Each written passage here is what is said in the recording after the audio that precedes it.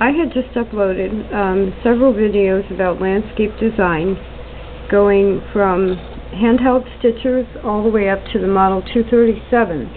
And my Model 237 sounds like it needs a tune-up, but it doesn't. It actually doesn't sound like that at all in person, the way it sounds on the video. But I want to go back to the Model 20 because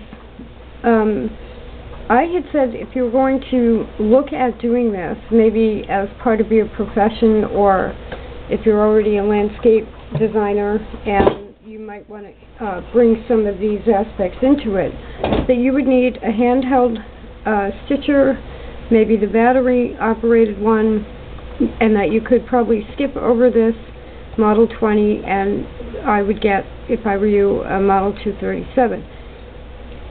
All of that is true. But at the same time, the Model 20 might be perfect for this. Now, while the videos were uploading, I have this other design element that I have to make.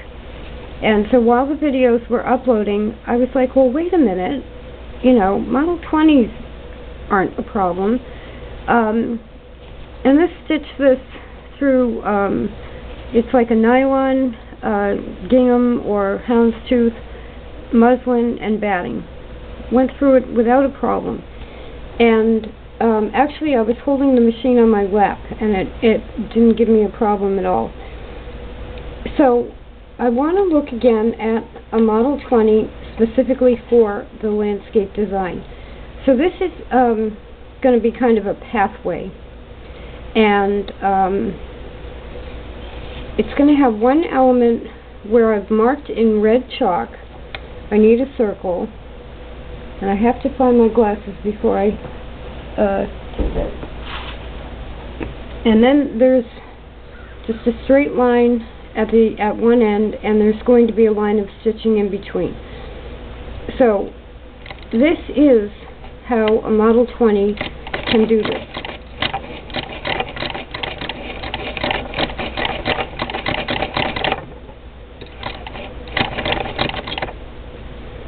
Now this piece of fabric is about maybe 14 inches long by about 4 inches wide. I'll pull the pin out.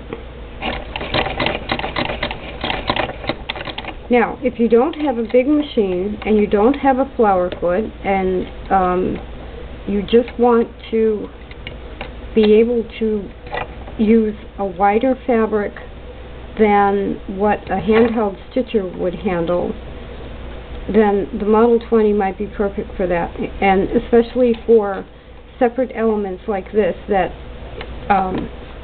you're not necessarily mounting to anything. So that gave me a little bit of a hard time. There's a big loop here. I mean, it just in a way cracks me up, because when I did this part of it, the edges, not one problem. But because I have the camera on, I got an extra loop there. And my circle's a little funny. You also have to decide which side you want the straight stitching on and which side you want the chain stitching on. But personally, I didn't want to end my day with me saying maybe you can skip one of these. I love these machines, and they're extremely versatile, and they're not like a toy. You know, they were marketed as toys, but they're not like a toy. So I didn't want to be giving a Model 20 kind of a bad rep when it doesn't really deserve it. So going in a circle is still sometimes a little iffy for a Model 20. You have to practice. I've done like paintings of flowers and vases of flowers, and it's really the operator more than the machine. But anyway, there's a very quick design element. Oh, I forgot the pathway. And I can do that. I can have a chain stitch show, like, let's pretend that's a railroad tie, and that straight stitching goes down to the one element.